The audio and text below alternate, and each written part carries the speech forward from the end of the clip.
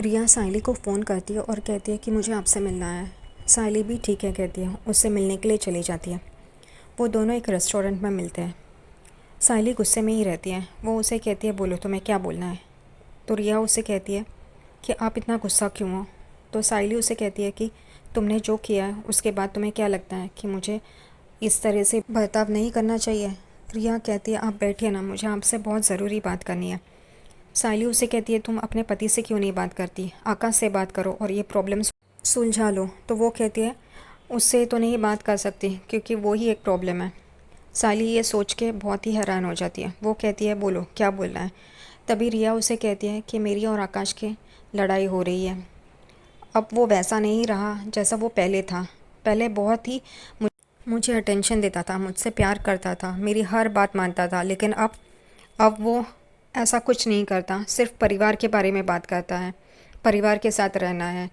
तो साइली कहती है उसमें गलत क्या है, वो उसको परिवार की याद आएगी ना, तो उसमें कुछ गलत नहीं है। तुम्हें याद नहीं आ रही है इसका मतलब ये नहीं कि उसे नहीं आएगी। वो हम सबके साथ रहा है, उसे याद तो आनी ही है। फिर यह साइली से कहती है कि मैं जानती हूँ आकाश ने मुझे आपके बारे में बताया। आकाश की माँ आपसे कैसे बर्ताव करती है, आप कितना सह रही है, ये सब मैं जानती हूँ। आपके और आपके पति के झगड़े होते हैं, फिर भी आप कैसे रह सकती हो वहाँ पे। मैं ऐसा नहीं एडजस्ट कर सकती। साइली रिया को कहती है मेरे और मेरे पति के सचिन के झगड़े होते हैं, लेकिन उसी झगड़े के बाद हमारा रिश्ता और भी पक्का होता है। और रही बात काको की, मैं उस घर में बहुत खुश हूँ। मैंने अपना एक जगह बना ली है उस घर में, इसलिए कहती हूँ मैं बहुत खुश हूँ। रिया चुप हो जाती है। साइली कहती है कि मैं तुम्हें कितना भी समझाऊँ तुम नहीं समझ पाओगी, इससे अच्छा है कि मैं चली जाती हूँ। रिया उसे कहती है मैं एडजस्ट नहीं कर पाऊँगी। तब साइली उसे कहती है क्योंकि तुम्हें जो भी चाहा तुम्हें मिल गया है, इस वजह से तुम एडजस्ट नहीं कर पाओगे। ठीक है कोई बात नहीं। और वो साइली वहाँ से चली जाती है। यहाँ पे राघव के आदमी रिया पे नज़र रखे होते हैं। वो उस रेस्टोरेंट के बाहर ही होते हैं जहाँ पे रिया और साइली मिले होते हैं। राघव भी वहाँ पे आ जाता है। आदमी लोग कहते हैं कि हम लोग अंदर चलते हैं और उसको बाहर निकालते हैं। तो राघव कहता है नहीं, अंदर बहुत सारे लोग होंगे, उसे बाहर आने दो। वो लोग बाहर रिया का इंतज़ार कर रहे होते हैं। साइली उस रेस्टोरेंट से निकल जाती है, पीछे पीछे रिया भी आती है।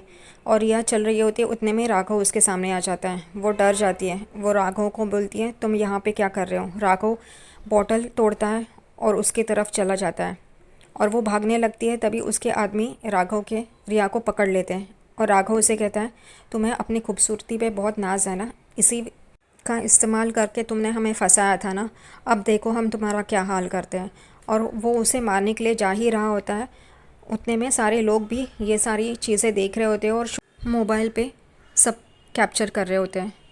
उतने में ही राघव मारने जाए, उतने में ही साइली उस पर पत्थर बरसाने लग जाती है और सब लोग भागने लगते हैं। यहाँ पे साइली सब लोगों को कहती है आप लोग तमाशा देख रहे हो, लेकिन कोई भी इस लड़की को बचाने नहीं आया। सब मोबाइल पे शूट कर रहे हैं, लेकिन ये नहीं सोचा कि इस लड़की को बचाओ। वो एक बुज़ुर्ग औरत को भी कहती है आप तो बुज़ुर्ग हैं, ये सब तो बच्चे हैं, लेकिन आप भी ऐसा नहीं कर पाई। तो वो बुज़ुर्ग औरत कहती है साइली को कि मेरी उम्र ये इजाज़त नहीं देती। तो साइली कहती है जुर्म की कोई उम्र नहीं रहती है। और वो औरत कहती है हाँ हम सब गलत है करके। साइली रिया को लेके उसके घर चली जाती है और आकाश को भी फ़ोन करती है कि रिया के साथ क्या हुआ है।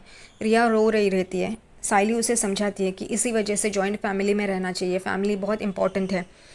वो कहती है सचिन यहाँ पे होता तो उस आदमी को वो मार डालता, क्योंकि उसके परिवार के किसी भी सदस्य को अगर किसी ने कुछ चोट पहुँचाने की कोशिश की तो वो छोड़ेगा नहीं उनको। रिया रो रही रहती है, वो समझ में नहीं आता उसे क्या कहना है। साइली उसे समझाती है कि फैमिली कितनी इम्पोर्टेंट है। रिया साइली को कहती है लेकिन आपका पति सचिन बहुत ही, तो साइली कहती है वो बहुत ही अच्छा इंसान है, दिल का बहुत अच्छा है। पहले पहले मैंने भी उसे गलत समझा था, लेकिन अब जैसे उसके साथ रह रही हूँ मुझे पता चल रहा है कि वो दिल का बहुत अच्छा इंसान है। तुम जैसा समझ रही हो वैसा बिल्कुल भी नहीं है। साइली रिया को कहती है मैं ये सारी बातें काका को बताऊंगी, तुम लोगों को जल्द से जल्द घर आने के लिए कहूँगी। यहाँ पे आकाश आ जाता है और रिया उसके गले लग जाती है। रिया कहती है आज वैनी की वजह से मैं बची हूँ। आकाश उन्हें थैंक्स कहता है साइली वैनी को। सचिन और उसका दोस्त आन्या चाय पी रहे होते हैं टपरी पे, वहीं पे साइली आ जाती है। सचिन उससे पूछता है तू यहाँ पे क्या कर रही है। और तुझे कैसे पता मैं यहाँ पे हूँ? तो अनया कहता है मैंने बताया। सचिन अनया के पास देखता है। सायली सचिन को कहती है मैं तुम्हें कॉल कर रही थी लेकिन तुमने उठाया नहीं, इसलिए अनया बहू को कॉल किया और पूछा आप लोग कहाँ पे हो। सचिन कहता है ठीक है, बता क्या बात है। बाबा तो ठीक है ना? तो वो कहती है हाँ काका ठीक है, घर पे है। तो वो कहता है ठीक है, तो बता अब क्या बात है। सायली कहती है तुम गुस्सा नहीं करोगे ना? सचिन कहता है बता तो सही, ये तेरे बात के ऊपर डिपेंड करता है। तो सायली कहती है जैसे हमने तय किया था कि हम एक दूसरे से कोई बात नहीं छुपाएंगे, इस वजह से मैं कह रही हूँ, लेकिन तुम गुस्सा हो जाओगे। आज मैं किसी से मिलने गई थी।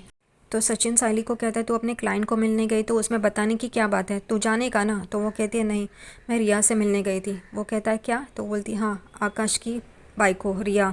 सचिन उसकी तरफ गुस्से से देखने लगता है।